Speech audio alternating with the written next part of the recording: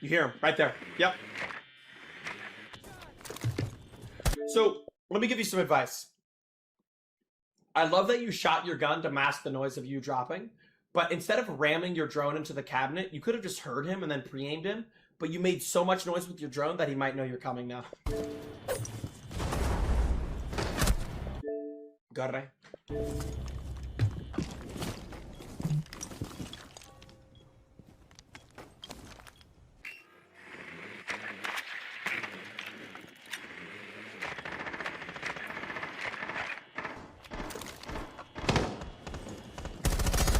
Garre. Garre.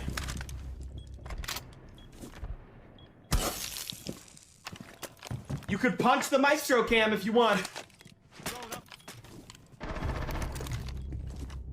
No one's flanking, bro. What are you doing?